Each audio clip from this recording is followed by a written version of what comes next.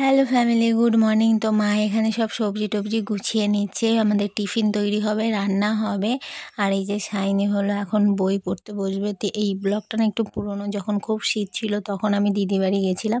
আর দেখো দিদি সকালের এখানে সব মাটি দিয়ে লেপেও দিয়েছে, সকালের সব কাজ কমপ্লিট হয়ে গেছে মায়ের আর দিদির। আর আমি এখন একটুখানি বাইরে দিয়ে হাঁটাহাঁটি করছি, কারণ আমার তো আর কোনো কাজ নেই। তা আমি এখান দিয়ে একটুখানি উঠোনে হাঁটাহাঁটি করছিলাম। তা এখন আমাদের টিফিন তৈরি হবে, আজকে টিফিনে তৈরি হবে রুটি আর সবজি। তো মা এখানে সব সবজি কাটতে বসছে, সব পালং শাকটা সব সবজি দিয়ে একটা নিরামিষ হবে রুটির জন্য, আর তারপরে ভাতের জন্য সব সবজি কাটবে মা। এখানে দেখো মা লাউ কাটছে, আজকে হবে লাউ ঘন্ট। তো লাউ ঘন্ট না আমার খুব ভালো লাগে, তো দিদি বলছিল রান্না করবে, তো মা বললো যে না আমি করে দিই, কারণ দিদির আজকে এক জায়গায় যাওয়ার আছে। তো দিদি এখানে হাতের কাজ করছে। আর আমি এই যে এই চেয়ারটাতে বসেছিলাম, আমাকে দিয়েছে এই চেয়ারে বসে থাকার জন্য। তো এই যে রান্নার সব কিছু গুছিয়ে নিয়েছে। আর ওখানে হলো মা কিছু জামা কাপড় ছিল, ওইগুলোকে ভিজিয়ে দিচ্ছে। আর আমাদের টিফিন করাও হয়ে গেছে। আর এই যে যে জ্বালনগুলো দেখতে পাচ্ছ, এইগুলো দিয়ে মাটির উনুনে রান্না হবে। আর দিদিদের বাড়িটা না খুব বেশ ভালো রোদ্দুর লাগে, আমাদের বাড়িটা তো এতটা রোদ্দুর লাগে না, তোমরা এর আগেই দেখেছো। তো এই জামা কাপড়টা মা এখন ধুয়ে মেলে দেবে। তো মা ধোয়া হয়ে গেছে, দিদিদের এই পাশটাতে মেলে দিচ্ছে। আগে ওই যে ওই টিনের ঘরটা দেখতে পাচ্ছ, আগে দিদিরা ওই ঘরটাতে থাকতো, এখন দিদিরা এই পাশটাতে চলে এসেছে।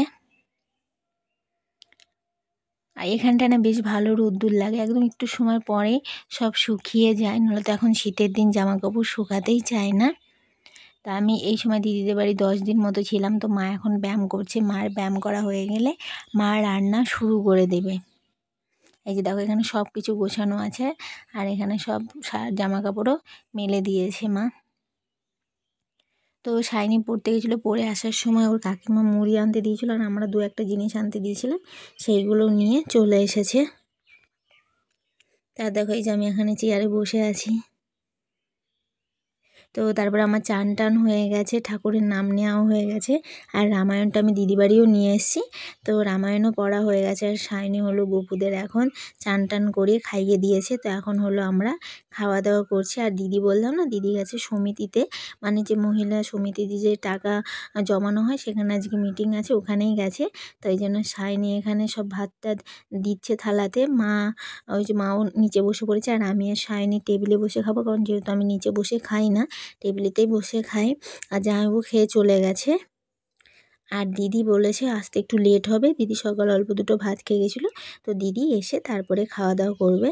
আজকে হয়েছে লাউ ঘন্ট একটা নিরামিষ, আর মাছের ঝোল, যেটা মাছের ঝোলটা আমি তোমাদেরকে দেখাতে ভুলে গেছি, কারণ মাছের ঝোলটা এই দিকটাতে ছিল, তো ওই জন্য।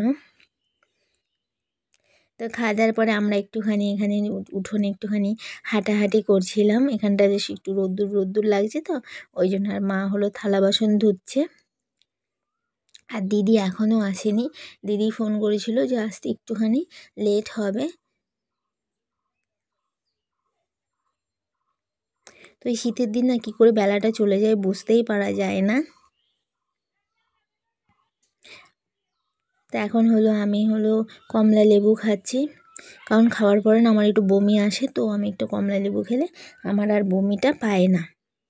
আর এই দেখো এখন শাইনি উঠোন ঝাড়িয়েছে, এই ঝাঁটাটা না মায়ের জন্য নেওয়া হয়েছে। আমাদের বাড়িতে তো দেখেছো কত পাতা পড়ে, তো মার ঝাড়ু দিতে প্রচুর কষ্ট হয়ে যায়, ওই জন্য এই ঝাঁটাটা নিয়েছি। কারণ আমাদের ওখানে এই ঝাঁটা পাওয়া যায় না, দিদিদের ওখানে পাওয়া যায়, ওই জন্য এখান থেকে কিনে যাওয়ার সময় নিয়ে যাব।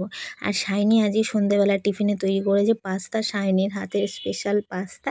তো এইটা এখন আমরা সবাই মিলে গল্প করতে করতে খাবো। তো চলো আজকের মতো এখানেই ব্লগটাকে শেষ করছি।